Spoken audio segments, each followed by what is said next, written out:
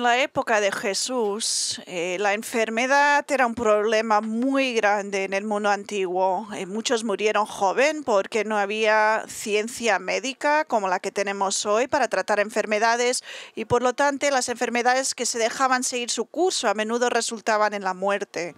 Y esas dolencias que no mataban a las personas a menudo los dejaba bastante enfermas y discapacitadas. Entonces, la pregunta puede ser cuáles fueron algunas de las dolencias y enfermedades más extendidas que Jesús habría encontrado en el momento en que ministraba. Bueno, una de las enfermedades más comunes que afectaba a muchas personas en el mundo antiguo y que se menciona muchas veces en el Nuevo Testamento es la ceguera. Esto es debido a una serie de factores, comenzando con una gran cantidad de bebés ciegos nacidos porque madres habían sido infectadas por gonorrea. Pero la pérdida generalizada también de la vista fue el resultado de las condiciones tan duros y el brillo de la luz e incluso la arena arrastrada por el viento que dañaba los ojos. Y además de la ceguera, algunos de los problemas físicos más comunes del mundo antiguo incluían sordera, disentería, que es una condición que afecta al colon y el tracto digestivo, epilepsia, por tumores, hemorragias, a menudo a causa por otros tumores, infecciones, cosas de la piel como la lepra, parálisis, hidropesía, que tenía que ver con la retención de líquidos corporales, y una variedad de fiebres causadas por cualquier variedad de enfermedades. Así que usted puede ver a través de esta lista tan pequeña que las enfermedades del día de Cristo era un mundo en esos días muy enfermo, sin esperanza de ser curado en esos días. Por lo tanto, a la luz de las enfermedades tan extendidas, la curación en el ministerio de Jesús fue muy significativo. De hecho, cautivó a Israel porque nunca se había visto algo así en la historia de la humanidad. Por lo tanto, es significativo que en nuestro estudio de esta mañana en el Evangelio de Lucas hemos llegado a un pasaje en la Escritura donde Lucas habla del ministerio específicamente de Jesús sanando. Esto es lo que nos dice Lucas en 4, en el 38 de su Evangelio. Hablando de Jesús, dice: y levantándose salió de la sinagoga y entró en casa de Simón. Entró en la casa de Simón y la suegra de Simón se hallaba sufriendo con una fiebre muy alta y le rogaron por ella. Inclinándose sobre ella, reprendió la fiebre y la fiebre le dejó. Y al instante ella se levantó y les servía. Al ponerse el sol, todos los que tenían enfermos de diversas enfermedades se los llevaban a él. Y poniendo en él las manos sobre cada uno de ellos, los sanaba. También de muchos salían demonios, gritando y diciendo: tú eres el Hijo de Dios. Pero reprendiéndolos, no les permitía hablar, porque sabían que él era el Cristo. Cuando se hizo de día, salió y se fue a un lugar solitario, y las multitudes le buscaban, y llegaron a donde él estaba y procuraron detenerle para que no se separaran de ellos. Pero él les dijo: también a las otras ciudades debo anunciar las buenas nuevas del reino de Dios, porque para esto yo he sido enviado. Y predicaba en las sinagogas de Judea. Ahora, amigos, como pueden ver en estos versículos, Lucas, después de habernos dicho en el pasaje anterior lo que había sucedido en la sinagoga de Cafarnaúm, en cómo Jesús enseñó con autoridad y cómo con autoridad expulsó un demonio, ahora procede a decirnos lo que hizo Jesús cuando terminó el servicio en la sinagoga. Nos dice que después de salir de la sinagoga, Jesús inmediatamente fue a la casa de Pedro, donde sanó a su suegra de una fiebre muy alta. Sin embargo, Lucas no se detiene ahí, porque en el siguiente versículo, en el 40, nos dice que más tarde, ese mismo día, después de curar a la suegra de Pedro, la gente de Cafarnaúm trajo a todos sus seres queridos que estaban enfermos y él sanó a cada uno de ellos. Eso no es todo. También Lucas nos dice que en el proceso de curar a las personas de sus enfermedades, Jesús también estaba expulsando demonios de aquellos que poseían demonios por estos espíritus inmundos, y que los demonios clamaban: tú eres el Hijo de Dios. Pero Jesús, y nos sorprende a nosotros, Jesús los reprendió y los prohibió hablar, porque dice el Evangelio que ellos sabían que él era el Mesías. Y luego, cuando todo esto pasó y el día había terminado, Lucas nos informa que Jesús se fue del pueblo de Cafarnaúm muy temprano en la mañana para ir a un lugar solitario y desolado, que Marcos en su relato de este mismo incidente dice que Jesús fue ahí a orar. Sin embargo, Lucas revela que la gente fue a buscar al Señor y encontraron a este señor en este sitio desolado y intentaron evitar que él los dejara. Pero él respondió: tengo que irme porque tengo que predicar el reino de Dios en otras ciudades, porque esto fue porque me envió mi Padre. Y luego el pasaje termina cuando Lucas dice que Jesús siguió predicando en varias sinagogas por todo Israel. Entonces, ¿qué debemos hacer con este pasaje en la Escritura? Bueno, a primera vista puede parecer que estos versículos no tienen relación entre sí, solo un montón de actividades diferentes que Jesús hizo ese día sin ningún tipo de conexión entre ellos. Pero estos incidentes de curar enfermedades, expulsar demonios y predicar el reino de Dios en las diversas sinagogas están muy conectados entre ellos y forman el tema, un tema muy grande de estos versículos. Mira, lo que Lucas está haciendo al contarnos acerca de estas actividades es que nos está informando sobre el poder de Jesucristo, habiéndonos dado a probar un poquito la autoridad de Cristo. Durante el servicio de la sinagoga, Lucas ahora nos está revelando algo más sobre el poder y la autoridad que poseía Jesucristo, y lo hace demostrando el poder de Cristo sobre 3 áreas muy específicas en la vida. Ahora, antes de mirar a estas áreas, quiero que veáis lo importante y relevante que es este pasaje en las Escrituras, y eso es a través del tema de la curación, porque la curación es algo que más se debate en nuestro día, con muchas preguntas entre cristianos, y algunas preguntas tienen que ver directamente con este pasaje de Escritura. Por ejemplo, ¿por qué Jesús sanó a tantas personas durante su ministerio terrenal? Parece ser que donde fuera estaba sanando a alguien. ¿Por qué tomó tanto tiempo y energía para sanar a la gente? También la pregunta puede ser: ¿sana a la gente hoy? Y si es así, ¿es siempre su voluntad sanar a las personas hoy, como algunos dicen que es? ¿Qué pasa con los llamados curanderos por fe de hoy que vemos en la televisión? ¿Son legítimos o no? Y además de estas preguntas sobre la sanidad, este pasaje también plantea la pregunta de por qué Jesús prohibió a los demonios que lo identificaran a él como el Mesías, porque no quería que la gente escuchara la verdad acerca de él a través de estos seres sobrenaturales. Ellos no habría sido su testimonio un testimonio efectivo para él. Ahora, a medida que vamos avanzando en estos versículos, miraremos estas y contestaremos estas preguntas a través de cómo lo responde en la Biblia. Entonces, con esto como trasfondo, ahora estamos listos para abordar este pasaje acerca de Cristo. Y la primera área en la que demostró su poder fue en el área de su poder estaba por encima de enfermedades.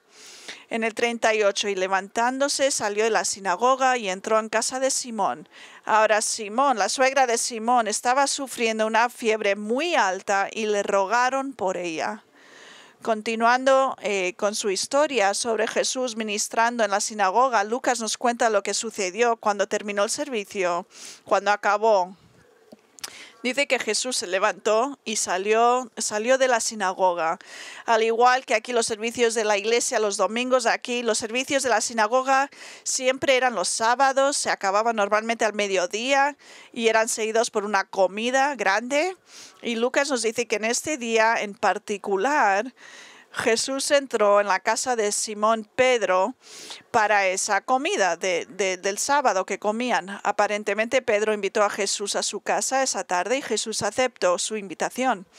A lo largo de los años he tenido el privilegio de visitar la nación de Israel muchas veces, y uno de los aspectos más destacados cada vez que estoy ahí es el pueblo de Capernaúm.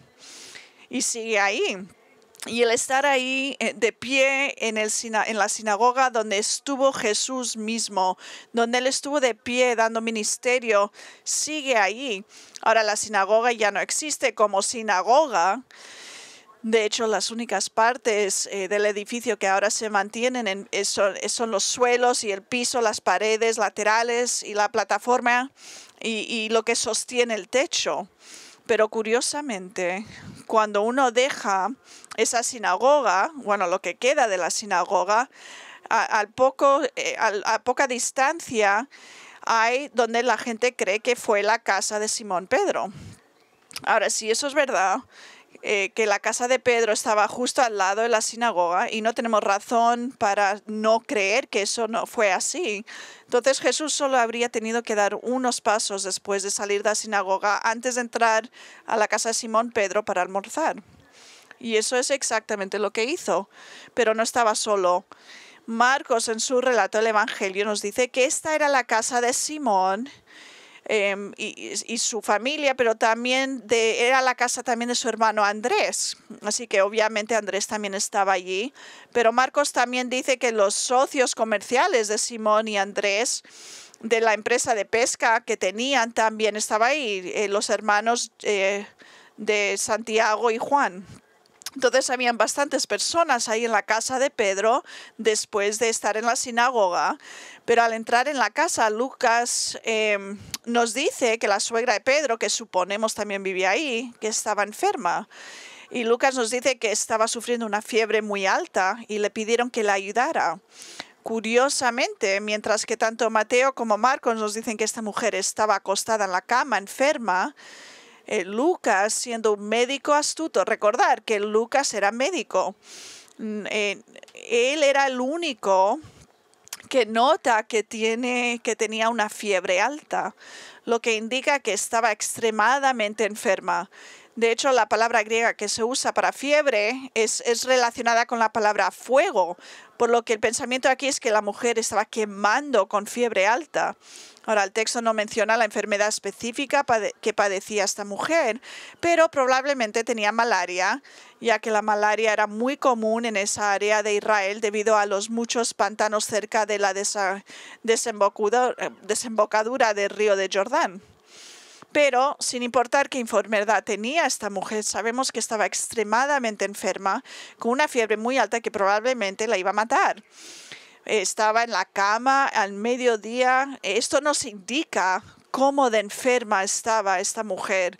Como señaló maestro de la Biblia, las exigencias de la vida cotidiana no permitían a la mayoría de las personas en ese día de lujo de irse a la cama cada vez que se sentían mal. El dolor físico y la incomodidad eran una parte normal de la vida y a menos que fueran graves, normalmente no interferían con las responsabilidades de una persona. Ahora, esta persona está muy, muy enferma. Ahora, antes de ver lo que Jesús hizo por esta mujer muy enferma, creo que vale la pena señalar, debemos ver que el texto nos dice que Pedro tenía una suegra, que significa que él estaba casado. Ahora, ¿no es interesante eso, especialmente a la luz del hecho del que el catolicismo romano enseña que los sacerdotes deben ser célibes? Sin embargo, aquí vemos a Pedro, supuestamente primer papa, y está casado. Y no solo estaba casado, esto igual te sorprenderá, sino que su esposa estaba muy involucrada en su ministerio porque vemos que lo acompañó en viajes de evangelización. Y a lo mejor dices, ¿dónde encontraste eso?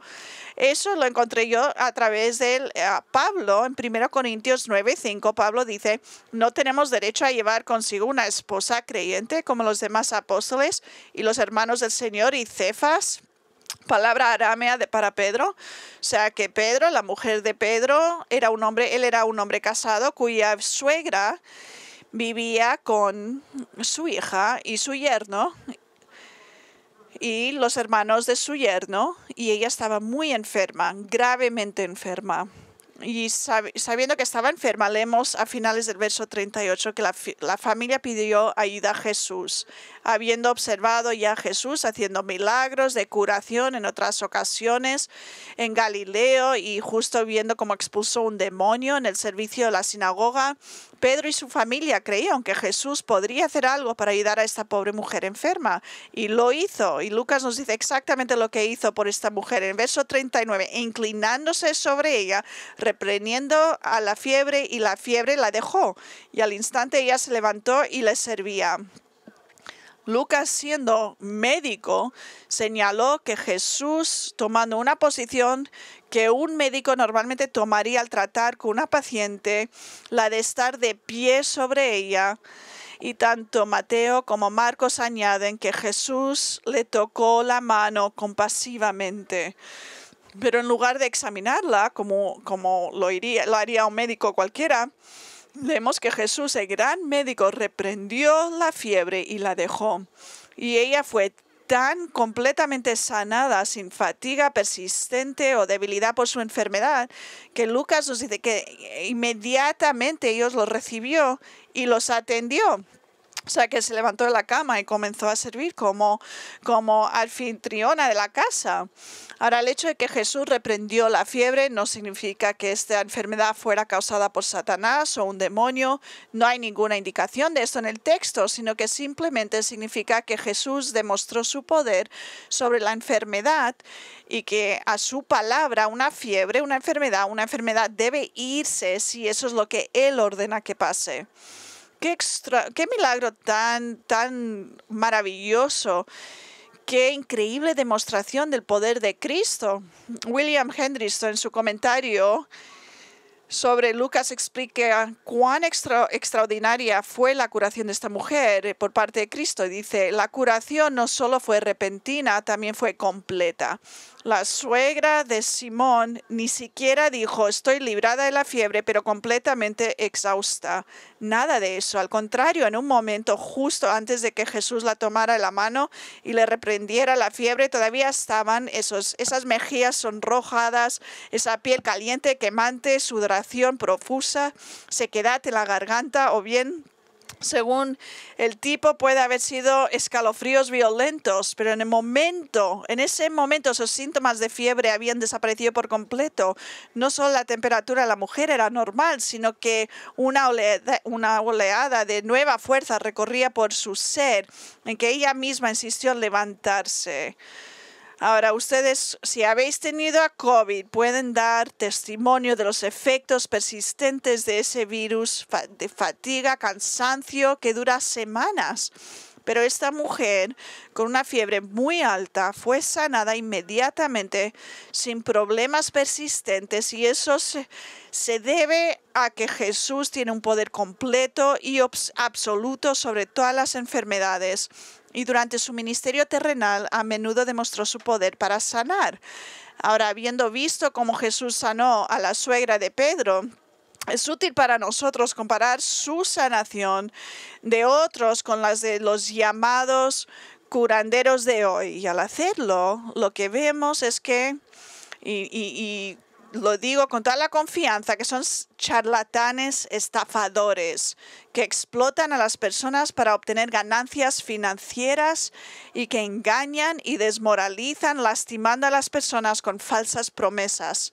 Mira, cuando Jesús sanó a las personas, no solo a la suegra de Pedro, sino a todos los que fueron sanados instantáneamente, completamente, y fueron restaurados por completo. Así es como cura Jesús, pero eso no es el caso con los curanderos de hoy. Muy a menudo las personas creen que están curadas, simplemente sienten una ráfaga de adrenalina y se convencen a sí mismos de que están mejor, solo para sentirse emocional y espiritualmente aplastadas y desilusionadas cuando las próximas semanas la adrenalina desaparece y se dan cuenta de que siguen igual de enfermos, si no peor, porque dejan de tomar medicaciones. Además, también veremos más adelante en este pasaje, cuando Jesús sanó a todos los que acudían a Él en busca de sanidad. Pero eso no es como está pasando y operando hoy.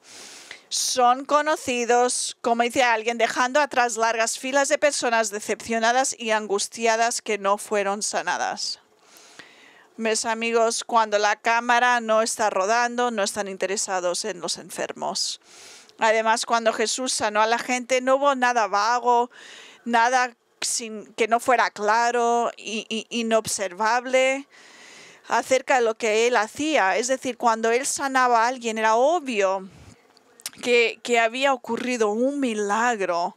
Devolvió la vista y a los que estaban ciegos y el oído, a los sordos, él dio vida a las piernas paralizadas, desató las lenguas de los mudos, él devolvió completamente la piel clara a aquellos que estaban afectados por la lepra.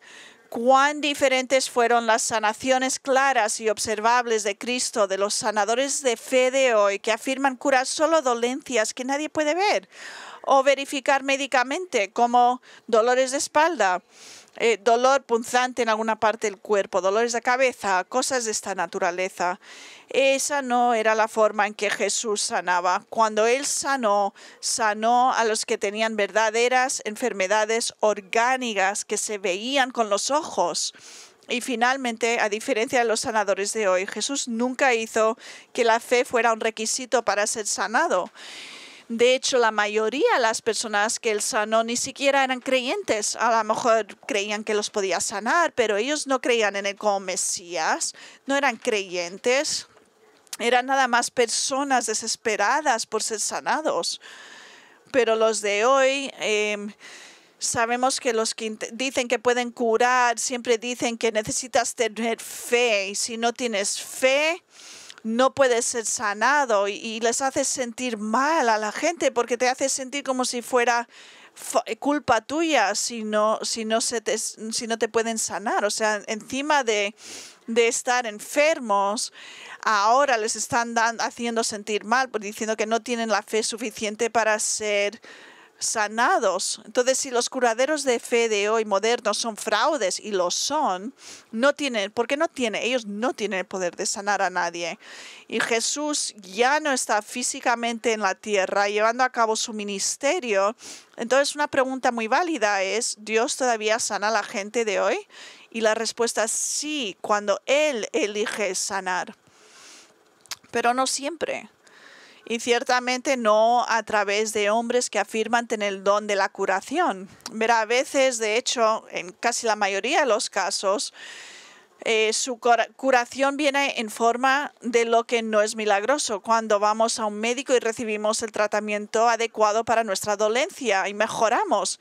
Recuerda que Jesús dijo en Mateo 9:12, dijo: no son los sanos los que tienen necesidad de médico, sino los enfermos. Es decir, si estás enfermo, ves al médico.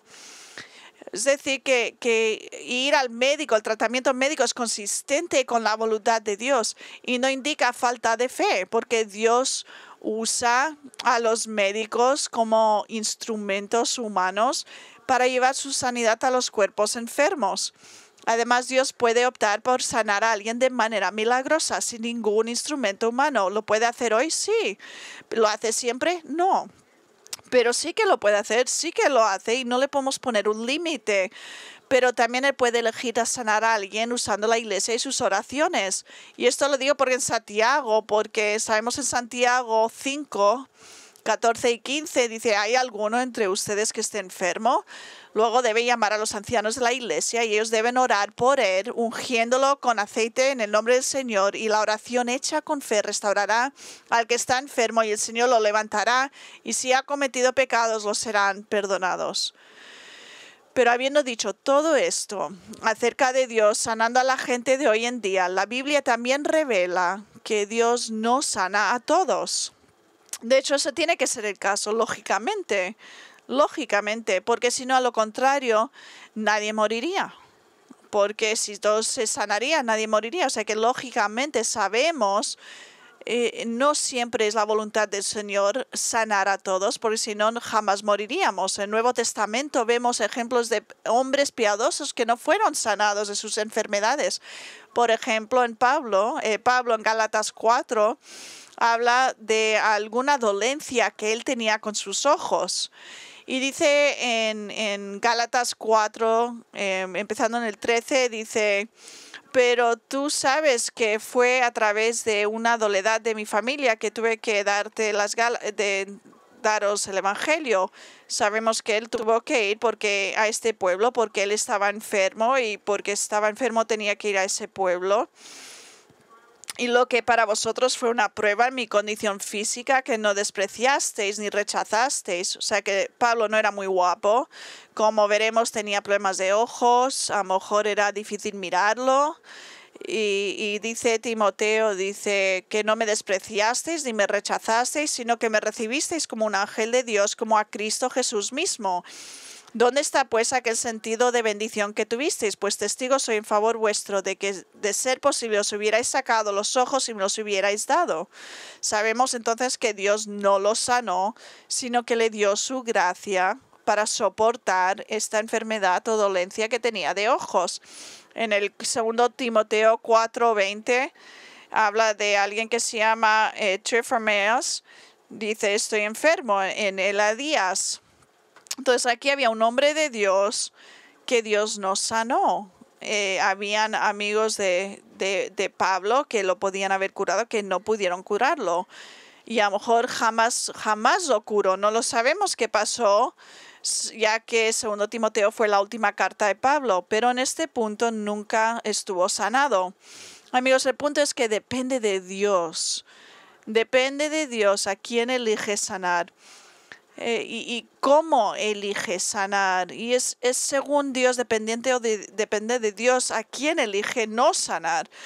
Y lo más importante es para que nuestra actitud sea una que delante del Señor tenemos que tener un corazón rendido y sumiso, aunque queremos que se curen nuestros amigos, nuestros familiares, tenemos que tener ese corazón rendido y sumiso para que podamos decirle al Señor, sin embargo, no haga mi voluntad, sino tu voluntad. Pero el hecho de que Jesús eligió sanar sobrenaturalmente a la suegra de Pedro, lo que sí que nos dice es que Cristo tiene un poder ilimitado sobre las enfermedades y todo lo demás asociado con nuestro mundo natural.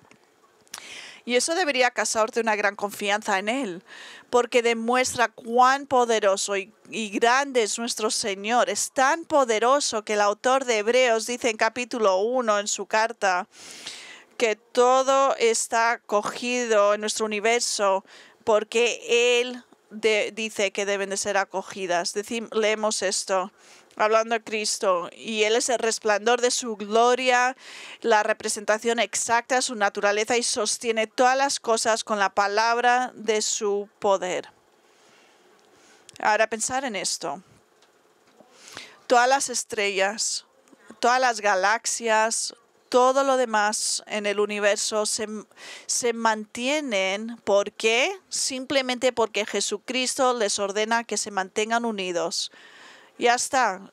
Están ahí porque Jesucristo lo manda. Entonces, cuando estás preocupado por algo y estás luchando con tu fe, luchando con confiar en Dios durante una gran prueba, necesitas recordar cuán grande y poderoso es Jesús. Yo encuentro muy útil durante días muy difíciles recordar, por ejemplo, Jeremías 32:17, que dice, ay, Señor Dios, he aquí, tú has hecho los cielos y la tierra con tu gran poder y con tu brazo extendido. Nada es demasiado difícil para ti. ¿Cómo nos anima ese versículo? Nada es demasiado difícil para Él. Nada. Y por lo tanto, ningún problema que tenga usted es demasiado difícil para el Señor Jesucristo. O sea que, volviendo a Lucas 4, vemos que Jesús demostró su increíble poder al sanar la suegra de Pedro, pero a medida que Lucas continúa revelando lo que sucedió a continuación, nos dice que esta mujer no fue la única que Jesús sanó ese día. Mirar en el verso 40. Mientras se ponía el sol, todos los que tenían enfermos de diversas enfermedades se los traían y poniendo las manos sobre cada uno de ellos los sanaba. Lucas dice que mientras se ponía el sol, lo que significa con esto es que el día de reposo estaba terminando, porque había llegado la puesta del sol. Para que la gente pudiera reanudar sus actividades normales y hacer lo que quisieran. Recordar que el día de reposo no podían hacer nada, todo se paraba. Y sigue ahí igual hoy en Israel. Lo que la gente quería hacer y ahora podían hacer es traer a los familiares que estaban enfermos con varias enfermedades para que Jesús los curara. Verán las noticias sobre lo que Jesús había hecho en la sinagoga al expulsar al demonio y luego lo que había hecho en casa de Pedro al curar sus suegras se había extendido rápidamente a todos los en la ciudad. Y recordar que Cafarnaúm era un pueblo muy pequeño, o sea que todos estaban escuchando lo que estaba pasando.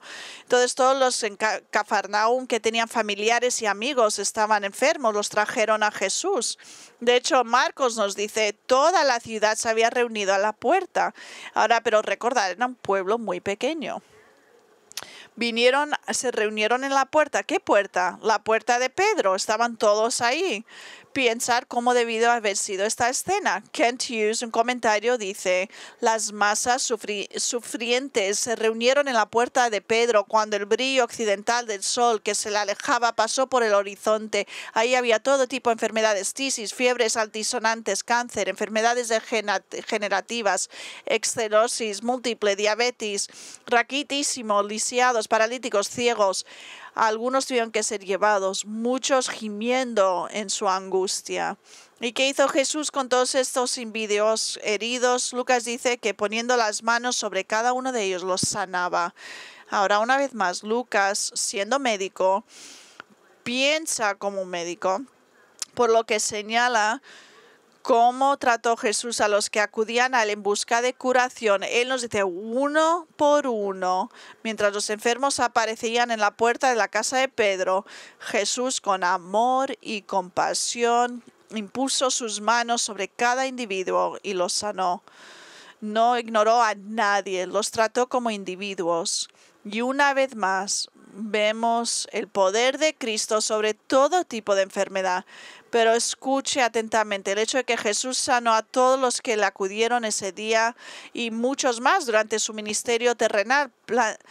Plantea la pregunta para nosotros de por qué la sanidad física fue una parte tan importante de la obra de Cristo durante sus 3 años de ministerio.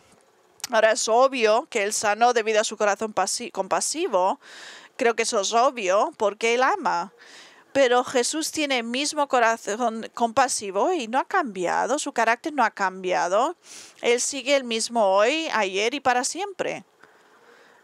Pero, aunque tiene la misma compasión que tenía, que ya hemos notado, Él no cura todos estos días. Entonces tiene que haber algo más que podemos estudiar en este pasaje. Y lo hay. Verá, el ministerio de sanidad de Cristo testificó y autenticó su afirmación de ser el Mesías prometido de Israel. Y eso se debe a que una de las cosas que se le dijo al pueblo judío, que deberían buscar para identificar a su Mesías, es que cuando Él llegara, haría milagros.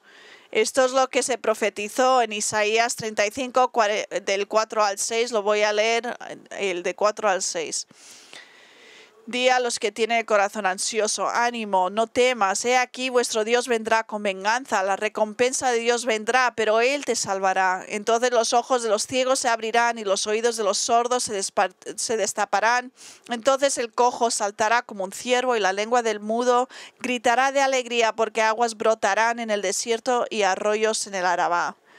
Ahora, como te dije antes, estos versículos se refieren específicamente a lo que el Señor hará cuando venga por segunda vez y establezca su reino milenario en la tierra.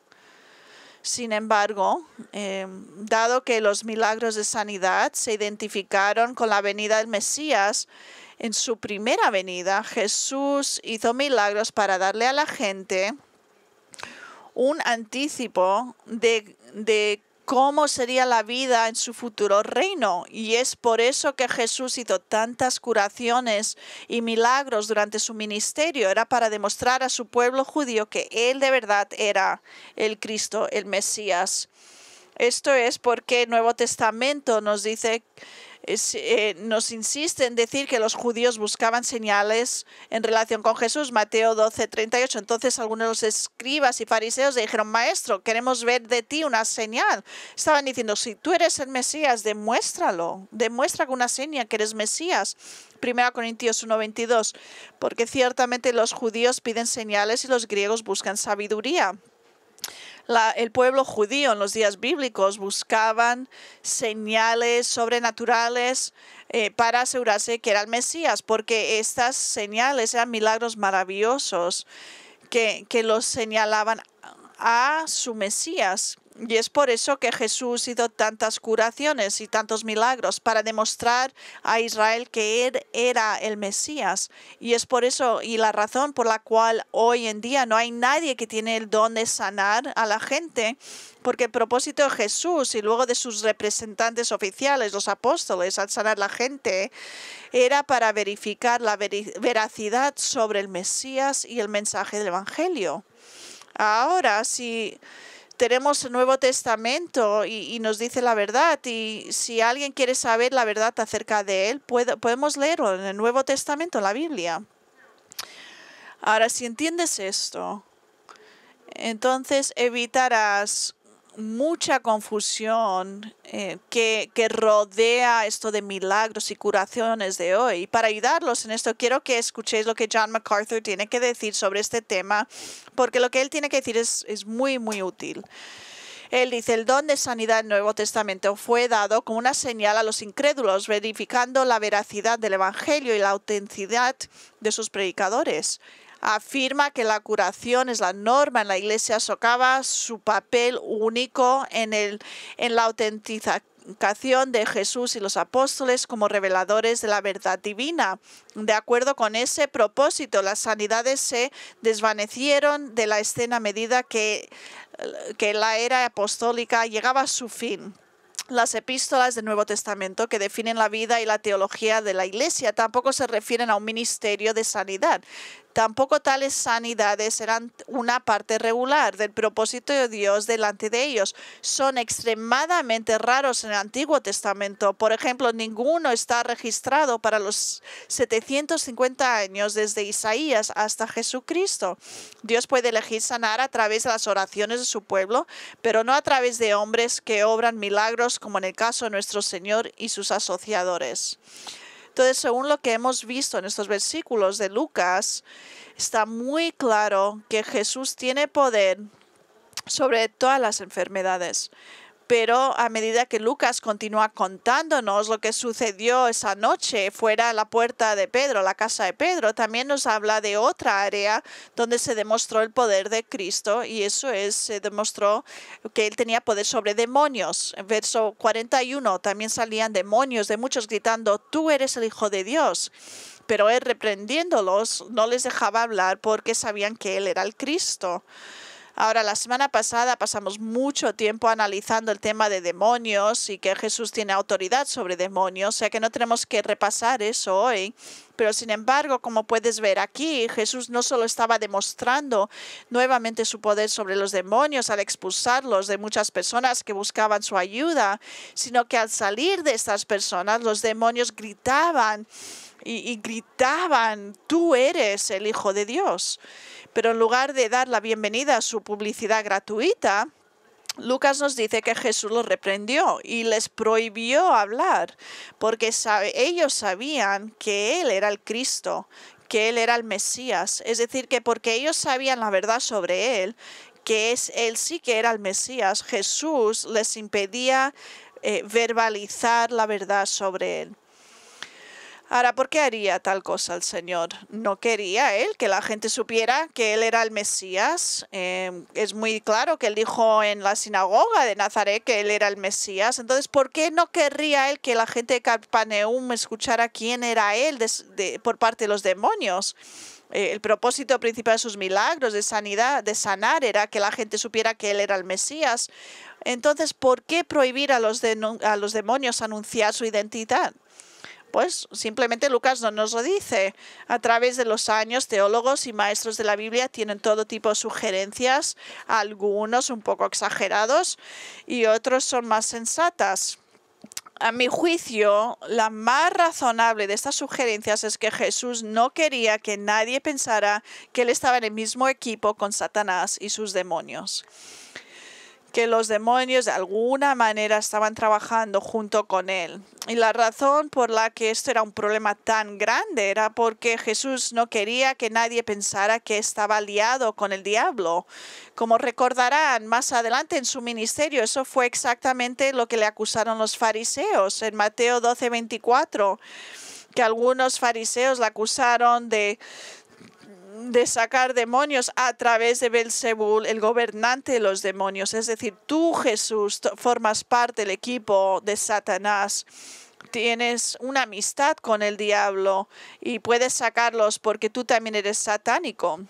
Y Jesús no quería que en ningún momento pensara eso, nadie de ese pueblo. Pero una vez más, lo principal que debemos sacar del poder de nuestro Señor sobre los demonios es que Jesús tiene el poder y la capacidad de rescatar a los pecadores de las garras de Satanás.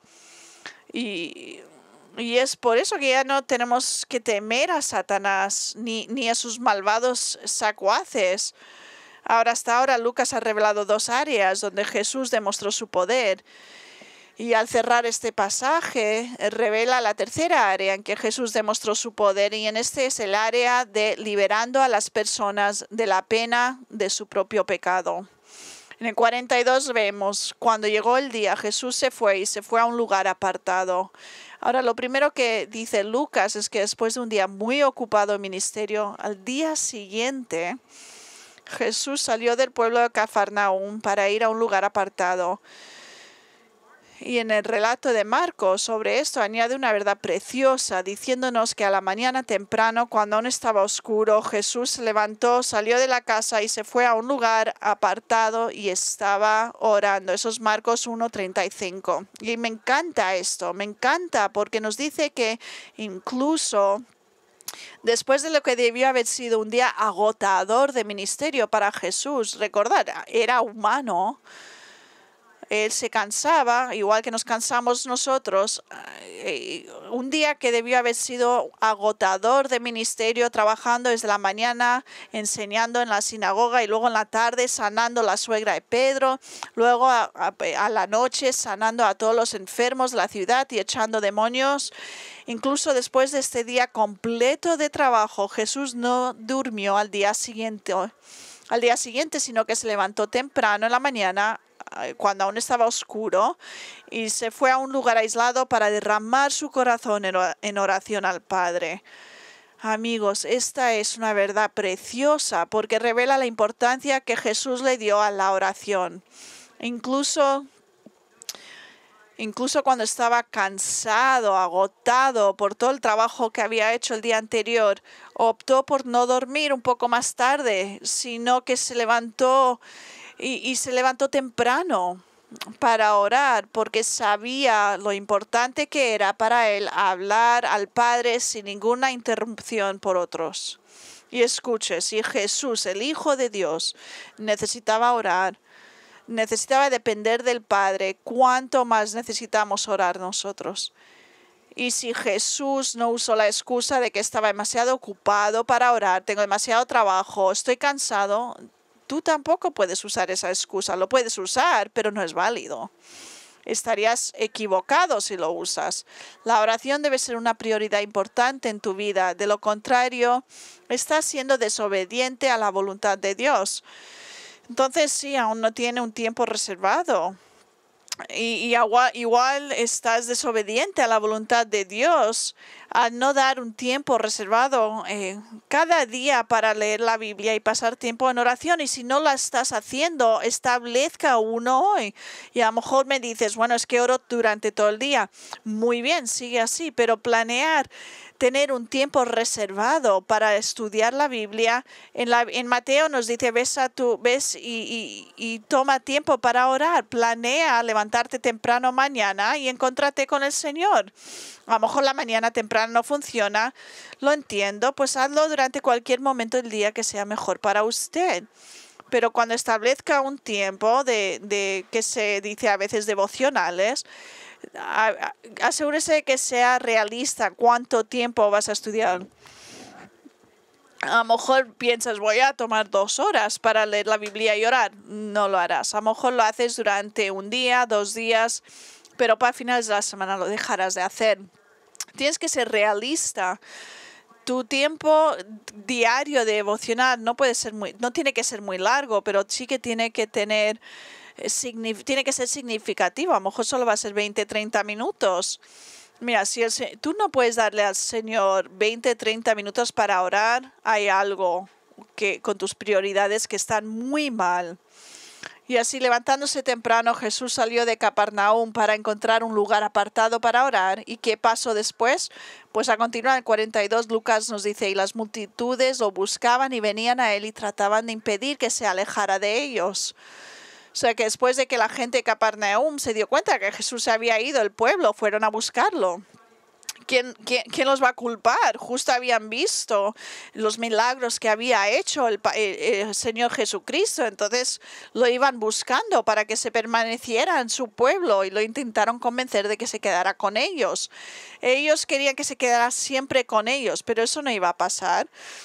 Porque es la obra principal de Cristo no era sanar el cuerpo físico, sino sanar las almas, predicando el Evangelio por todo Israel. Y eso es exactamente lo que Jesús les dice en el 43. Pero él les dijo, es necesario que a las otras ciudades anuncie el reino de Dios, porque para esto he sido enviado.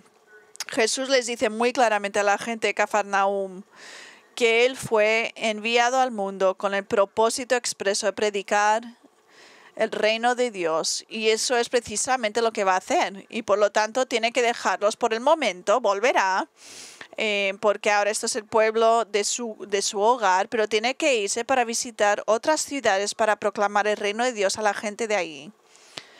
Ahora esta es la primera mención del reino de Dios en el Evangelio de Lucas. No es la última, lo volverá a mencionar unas 30 veces en sus evangelios, pero lo que Jesús está diciendo aquí, el reino de Dios, lo que está diciendo Jesús aquí del reino de Dios es que en este contexto el reino de Dios esencialmente significa el gobierno de Dios como rey sobre la vida de su pueblo. Esencialmente eso es lo que está diciendo. Es decir, el reino de Dios es el reino de la salvación al que una persona entra cuando se arrepiente de su pecado y confía en Cristo para la salvación. Él se vuelve en rey de sus vidas, reina sobre su vida. Entonces, cuando Jesús dice que debe predicar el reino de Dios, porque fue por esta razón la que fue enviada por el Padre, está diciendo que su prioridad no es sanar a las personas de sus enfermedades corporales, físicos, sino más bien predicar el Evangelio para librarlos de la pena de su pecado. Amigos, el Evangelio era la prioridad de nuestro Señor, por lo tanto debe ser nuestra prioridad también, porque la Biblia dice que la paga del pecado es muerte, es decir, muerte eterna, separación de Dios para siempre, tormento eterno en el infierno, y tiene que ser así porque Dios es santo y es justo y por lo tanto, Él debe castigar el pecado. Su carácter lo requiere y la única forma de escapar este castigo divino es por la fe en Cristo como Salvador y Señor, porque la muerte de Cristo pagó por el pecado de todos los que creerían en Él y garantizó su salvación de la pena del pecado. Y lo que esto nos dice es que Jesucristo, aquel que tiene el poder sobre todas las enfermedades y sobre los demonios, también tiene el poder para librarnos de nuestro pecado. Y eso, amigos, es el milagro más asombroso de todos, porque transforma el corazón humano que llevamos cada uno dentro. Que estamos muertos espiritualmente, es que somos donde éramos hostiles hacia Dios. Y cuando nos salvamos, el milagro es que nuestros corazones son transformados y ahora espiritualmente estamos vivos y respondemos a Dios y con amor obedecemos al Señor. Ese es el milagro, que Él nos cambia a nosotros. Verá, a pesar de lo importante que es sanar nuestros cuerpos y estar sin enfermedades y dolencias, esas personas que fueron sanadas ese día en Cafarnaúm, todos murieron. Fueron sanados, pero aún murieron. Y todos murieron ahora ya 2000 años más tarde, ya no siguen aquí. Pero aquellos que respondieron a la predicación de Cristo sobre el reino de Dios, aunque murieron físicamente, Ellos están vivos en el cielo, llevan ahí más de 2000 años y estarán ahí para siempre y siempre. Y si conoces a Cristo estarás con ellos. Y porque la predicación siempre fue la prioridad de Cristo. Lucas cierra este pasaje diciendo en 44, y siguió predicando en las sinagogas de Judea. Jesús no permitió que los deseos de la gente de Capernaum le impidieran hacer la voluntad del Padre, nunca desobedecería al Padre, y que era la voluntad del Padre que él predicara el reino de Dios a través de Israel. Así que dejando a Capernaum, por el momento siguió predicando en las diversas sinagogas en toda Judea, y la palabra Judea aquí se usa en un sentido amplio de todo Israel. Ahora, amigos, lo que han escuchado hoy es que Jesucristo tiene el poder de sanar el cuerpo humano de enfermedades. Has oído que Él tiene el poder sobre todos los demonios y Satanás. Has oído que Él tiene el poder para librarte de la pena del pecado. Y lo más importante de todo esto es que Él tiene el poder para librarte de la pena del pecado. Eso es lo más importante aquí, porque algún día vas a morir y entrarás en la eternidad. Y en ese momento no importará cuán saludable o insaludable estás y tu cuerpo, o cuán influyente haya sido Satanás en tu vida. Lo único que importará en ese momento es: ¿conoces a Jesucristo como tu Salvador y Señor? Entonces asegúrate de conocerlo, asegúrese de que su confianza está en Él y en su muerte en la cruz por tus pecados. Jesús dijo: el que cree en mí tiene vida eterna. Es tan simple. Y si eres creyente, asegúrate de que tus prioridades es dar el Evangelio. No enfoques mucho en tu salud. La salud es importante, ser responsable, solo tienes un solo cuerpo.